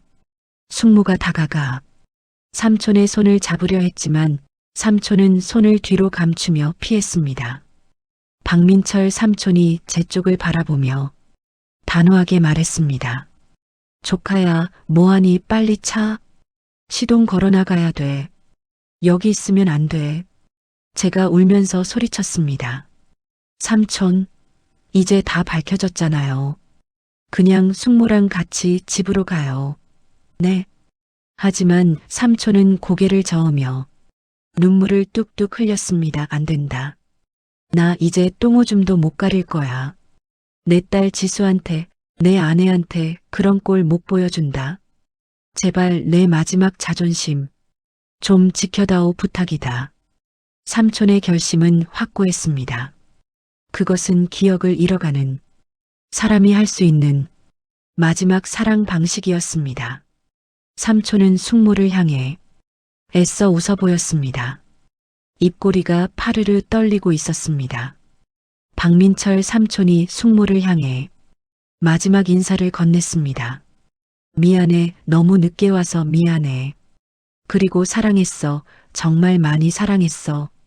부디 나 같은 놈 있고 행복하게 살아. 숙모가 가지 말라고, 같이 가자고 울부짖으며 삼촌에게 달려들었지만 삼촌은 독하게 등을 돌렸습니다. 그리고는 제 차 뒷좌석 문을 열고 스스로 몸을 구겨 넣었습니다. 쾅! 차 문이 닫히는 소리가 골목에 메아리 쳤습니다. 삼촌은 차창을 올리고 고개를 반대쪽으로 돌렸습니다. 숙모가 차 창문을 두드리며 오열했습니다. 숙모가 창문에 손바닥을 대고 소리쳤습니다. 박민철, 문 열어. 당신 혼자 못 보내. 제발 문 좀 열어봐. 저는 운전석에 앉아 시동을 걸었습니다. 백미러로 보이는 삼촌은 입을 틀어막고 소리 없는 비명을 지르며 울고 있었습니다. 박민철 삼촌이 쉰 목소리로 저에게 명령했습니다. 출발해. 어서. 더 있으면 나 마음 약해진다. 빨리 가자. 저는 눈물을 닦으며 엑셀을 밟았습니다. 차가 눈길을 헤치며 앞으로 나아갔습니다. 백미러 속에서 숙모가 눈길에 주저앉아 멀어지는 차를 보며 하염없이 손을 흔드는 모습이 보였습니다. 삼촌은 끝까지 뒤를 돌아보지 않았습니다. 차창에 비친 삼촌의 얼굴은 눈물범벅이 되어 있었지만 그 어느 때보다 평온해 보였습니다. 차 안에는 히터 돌아가는 소리와 삼촌의 가쁜 숨소리만이 가득했습니다. 한참을 달리던 삼촌이 품에 안고 있던 찌그러진 케이크 상자를 만지작거렸습니다. 박민철 삼촌이 씁쓸하게 중얼거렸습니다. 결국 케이크도 못 전해줬네. 촛불도 못 켰는데. 우리 지수 태어나면 축하해 주려고 했는데. 삼촌의 기억은 다시 서서히 흐려지고 있었습니다. 방금 전에 명료했던 이별의 순간이 다시 망각의 늪으로 가라앉고 있었습니다. 박민철 삼촌이 저에게 멍한 눈으로 물었습니다. 기사 양반, 근데 우리 어디 가는 거지? 나 집에 가야 하는데. 아내가 기다리는데. 저는 목이 메어 대답할 수가 없었습니다. 그저 고개를 끄덕이며 삼촌을 태우고 다시는 돌아오지 못할 긴 여행을 떠나듯 어둠 속으로 차를 몰았습니다. 눈보라는 더욱 거세지고 있었고 삼촌의 기억은 저 눈발처럼 하얗게 지워지고 있었습니다. 어느 가장의 뒤늦은 귀가 그리고 남겨진 것들. 삼촌이 요양병원에 재입원한 지 어느덧 3개월이 흘렀습니다. 유난히 길고 혹독했던 겨울이 지나고 병원 정원에는 목련이 흐드러지게 피기 시작했습니다. 하지만 계절이 따뜻해질수록 삼촌의 기억은 점점 더 차가운 심연 속으로 가라앉고 있었습니다. 주말마다 면회를 갔지만 삼촌은 더 이상 저를 조카로 알아보지 못했습니다. 그날도 저는 편의점에서 산 바나나 우유를 들고 병실을 찾았습니다. 삼촌은 창가에 앉아 떨어지는 꽃잎을 멍하니 바라보고 있었습니다. 제가 삼촌의 어깨를 조심스럽게 두드리며 말을 건넸습니다. 삼촌, 저 왔어요. 좋아하시는 우유 사왔어요. 박민철 삼촌이 고개를 돌려 저를 빤히 쳐다보더니 낯선 사람을 대하듯 고개를 갸웃거렸습니다. 아저씨 누구세요? 우리 엄마는 언제 와요? 나 집에 가고 싶은데. 삼촌의 시간은 이제 5살 꼬마 시절로 돌아가 있었습니다. 덩치는 산만한 중년 남성이 아이 같은 말투로 엄마를 찾는 모습을 보는 건 가슴 한구석을 예리한 칼로 도려내는 듯한 고통이었습니다. 숙모와 지수도 종종 찾아왔습니다. 하지만 삼촌은 그들을 전혀 알아보지 못했습니다. 지수가 아빠의 손을 잡고 펑펑 울어도 삼촌은 그저 창밖의 새를 가리키며 해맑게 웃을 뿐이었습니다. 박민철 삼촌이 창문에 손가락을 대며 지수에게 말했습니다. 누나, 저기 봐, 짹짹이야. 짹짹이 날아간다 헤헤. 지수가 입술을 깨물며 오열하자 숙모가 지수의 어깨를 감싸 안고 병실 밖으로 나갔습니다. 복도 끝에서 두 모녀가 서로를 부둥켜 안고 우는 소리가 들려왔습니다. 삼촌은 그 소리를 듣고도 아무런 감정의 동요 없이 다시 우유 빨대를 입에 물었습니다. 잔인할 만큼 평온한 망각이었습니다. 그리고 벚꽃이 눈처럼 흩날리던 4월의 어느 오후였습니다. 회사에서 업무를 보던 중 병원으로부터 전화가 걸려왔습니다. 수화기 너머 간호사의 목소리가 차분하게 들려왔습니다. 보호자분 박민철 환자분께서 조금 전 운명하셨습니다. 낮잠을 주무시다가 아주 편안하게 가셨어요. 너무나 담담한 이별 통보에 저는 한동안 말을 잇지 못했습니다. 창밖을 보니 거짓말처럼 화창한 봄날이었습니다. 삼촌은 그렇게 고통스럽던 기억의 짐을 모두 내려놓고 가장 따뜻한 봄바람을 타고 떠났습니다. 장례식장은 생각보다 쓸쓸하지 않았습니다. 삼촌이 마지막 열정을 불태웠던 국밥집 직원들이 가게 문을 닫고 한 걸음에 달려왔기 때문입니다. 단골 손님들도 소식을 듣고 찾아와 삼촌의 영정 앞에 국화꽃을 놓았습니다.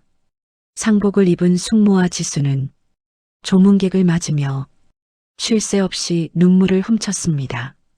비록 끝은 비극이었지만 마지막 순간 진심으로 참회했던 가장을 위에 흘리는 용서와 애도의 눈물이었습니다. 저녁이 되자 입구 쪽이 소란스러워졌습니다. 욕쟁이 할머니가 지팡이를 짚고 휘청거리며 들어오고 있었습니다. 검은색 한복을 입은 할머니의 얼굴은 며칠 새 10년은 더 늙어 보였습니다. 제가 달려가 할머니를 부축하며 말했습니다. 어머니, 몸도 편찮으신데 어떻게 오셨어요? 앉으세요. 할머니는 제 손을 뿌리치고 삼촌의 영정 사진 앞으로 다가갔습니다. 영정 속 삼촌은 하얀 조리복을 입고 환하게 웃고 있었습니다. 할머니는 지팡이로 바닥을 쾅쾅 내리치며 영정 사진을 향해 호통을 쳤습니다. 할머니가 떨리는 목소리로 악을 썼습니다. 이 나쁜 놈아. 순서가 틀렸잖아. 늙은 내가 먼저 가야지. 내가 왜 먼저 가? 밥값 다 했다 이거냐? 이 못난 놈아. 할머니는 그대로 바닥에 주저앉아 대성통곡을 했습니다. 불쌍한 놈 국밥 한 그릇. 배불리 못 먹고 간 놈. 내 새끼 아이고. 장례식장은 순식간에 울음바다가 되었습니다. 숙모가 다가와 할머니를 끌어안았고 두 여자는 서로의 등을 토닥이며 삼촌을 떠나보냈습니다. 피 한 방울 섞이지 않았지만 할머니에게 삼촌은 늦둥이 아들이자 가장 아픈 손가락이었던 겁니다. 발인 날 아침 유품을 정리하던 중이었습니다.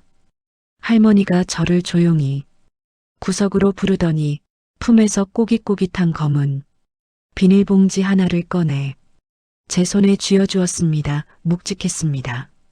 할머니가 눈물을 훔치며 퉁명스럽게 말했습니다. 이거 그 녀석이 팁 받을 때마다 모아둔 거다. 나중에 딸 시집 갈 때 냉장고라도 사준다고 1,000원짜리 한 장도 안 쓰고 모은 거야. 그리고 저기 수첩도 하나 있다. 제가 떨리는 손으로 비닐봉지를 열어보았습니다. 고무줄로 꽁꽁 묶은 1,000원짜리, 5,000원짜리 뭉치들이 가득 들어 있었습니다. 꼬질꼬질한 지폐들에서 삼촌의 땀 냄새와 국밥 냄새가 나는 것만 같았습니다. 그리고 그 돈뭉치 사이에 낡은 스프링 수첩 하나가 끼워져 있었습니다. 저는 숙모와 지수를 불러 수첩을 건넸습니다. 숙모가 수첩을 펼치자 첫 장부터 삼촌의 삐뚤빼뚤한 글씨가 나타났습니다. 병세가 악화되면서 글씨는 점점 지렁이처럼 흐트러져 있었지만 꾹꾹 눌러 쓴 정성만큼은 선명했습니다. X월 X일. 오늘은 육수간을 맞추는 법을 배웠다. 여보, 당신이 끓여주던 김치찌개가 먹고 싶다. 미안해. X월 X일. 지수가 보고 싶다. 내 딸 지수 아빠가 정말 미안하다. 나는 죄인이다. X월 X일. 기억이 자꾸 사라진다. 깍두기 담그는 법을 잊어버릴 뻔했다. 안 돼. 이거 팔아서 빚 갚아야 해. 정신 차리자. 박민철. 수첩의 뒷부분으로 갈수록 문장은 짧아지고 단어는 끊겨 있었습니다. 여보 사랑해 지수야 미안. 나는 바보다 집에 가고 싶다. 마지막 페이지에는 볼펜 자국이 종이를 뚫을 정도로 강하게 그어져 있었고 단 한 문장만이 적혀 있었습니다. 가족이 있어서 행복했다. 숙모는 수첩을 가슴에 품고 바닥에 엎드려 오열했습니다. 지수도 아빠가 남긴 돈뭉치를 붙잡고 소리내어 울었습니다. 그 돈은 단순한 지폐가 아니었습니다. 삼촌이 자신의 생명을 깎아가며 남긴 가족을 향한 마지막 사랑이자 속죄의 증거였습니다. 숙모가 수첩에 얼굴을 묻은 채 울먹이며 말했습니다. 바보 같은 사람. 이렇게 갈 거면서 혼자서 얼마나 무서웠을까. 여보, 내가 미안해. 정말 미안해. 삼촌의 육신은 한 줌의 재가 되어 납골당에 안치되었습니다. 하지만 삼촌이 남긴 것들은 이제부터 시작이었습니다. 일주일 뒤 국밥집 간판이 바뀌었습니다. 욕쟁이 할매 국밥이라는 낡은 간판이 내려가고 민철네 국밥이라는 깔끔한 새 간판이 걸렸습니다. 할머니의 고집이었습니다. 할머니가 새 간판을 올려다보며 지팡이로 바닥을 짚었습니다. 이제 이 가게 주인은 박민철이다. 죽은 놈 소원이라도 들어줘야지. 며느리랑 딸내미가 와서 카운터 봐라. 내가 다 가르쳐 줄 테니까. 숙모와 지수는 할머니의 제안을 받아들여 국밥집 운영을 돕기로 했습니다. 지수는 삼촌이 남긴 레시피 노트를 보며 아빠의 맛을 재현하기 위해 앞치마를 둘렀고 숙모는 카운터에서 손님들을 맞으며 다시 삶의 의지를 다졌습니다. 가게 한쪽 벽면에는 삼촌이 하얀 조리복을 입고 가장 환하게 웃고 있는 사진이 걸렸습니다. 저는 삼촌의 파란만장했던 삶과 뒤늦은 참회의 과정을 담은 다큐멘터리 영상 편집을 마무리했습니다. 수천 번 돌려보며 편집한 영상이었지만 엔딩 크레딧을 넣을 때마다 눈시울이 붉어지는 건 어쩔 수 없었습니다. 영상 파일명은 어느 가장의 뒤늦은 귀가로 정했습니다. 업로드 버튼을 누르자 로딩바가 채워지기 시작했습니다. 이 영상이 세상에 나가면 누군가는 손가락질할지도 모릅니다. 하지만 적어도 삼촌이 마지막 순간 얼마나 치열하게 살았는지 그 진심만은 전해지기를 바랐습니다. 영상은 삼촌이 기억을 잃기 직전 회식 자리에서 찍었던 인터뷰 장면으로 끝을 맺습니다. 카메라를 응시하는 삼촌이 눈빛은 맑고 깊었습니다. 화면 속 박민철 삼촌이 쑥스러운 듯 머리를 극적이며 말했습니다. 저기 PD님, 이거 나중에 우리 가족들도 보는 거죠? 제가 카메라 뒤에서 대답했습니다. 네, 그럼요 한마디 하세요. 삼촌이 잠시 침묵하더니 렌즈를 똑바로 바라보며 천천히 입을 열었습니다. 여보, 지수야. 내가 지은 죄가 커서 용서해. 달라는 말은 차마 못하겠다. 그냥 너희들이 있어서 내 인생이 헛되지 않았어. 많이 보고 싶고 정말 사랑한다. 부디 나 같은 놈 잊고 행복하게 살아라. 꼭 행복해야 해. 삼촌의 환한 미소가 화면 가득 클로즈업 되면서 서서히 암전되었습니다. 그리고 검은 화면 위로 하얀 자막이 떠올랐습니다. 고 박민철님을 기억하며 저는 노트북을 덮고 창밖을 바라보았습니다. 봄바람에 벚꽃잎이 눈처럼 날리고 있었습니다. 문득 어디선가 삼촌의 콧노래 소리가 들리는 것 같았습니다. 그토록 가고 싶어 했던 집으로 이제야 진짜 귀가를 마친 삼촌이 편안하게 쉬고 있기를 간절히 기도했습니다. 한순간의 헛된 욕망으로 가정을 버렸지만 결국 삶의 끝자락에서 그토록 도망치고 싶었던 가장의 자리로 다시 돌아오고자 했던 박민철 씨 비록 야속한 병마가 그의 기억을 모두 지워버렸지만 가슴 깊이 박힌 가족에 대한 사랑과 뼈저린 참회만큼은 끝내 지우지 못했습니다. 눈 내리는 골목길, 뭉개진 케이크 상자를 품에 안고 20년 전의 설레는 마음으로 아내를 기다리던 그의 모습은 아마 오랫동안 우리 마음속의 시린 여운으로 남을 것 같습니다. 때로는 너무 늦어버린 후회가 가장 아픈 법이죠. 오늘 이 이야기가 여러분의 곁에 있는 소중한 사람들을 다시 한번 떠올리게 하는 계기가 되었으면 좋겠습니다. 지금 여러분의 식탁 앞에는 누가 앉아 있나요? 더 늦기 전에 따뜻한 밥 한 끼 함께하며 사랑한다고 말해보는 건 어떨까요? 이야기를 끝까지 들어주신 분이 계시다면 잘 들었다고 댓글 하나만 남겨주세요. 감사합니다.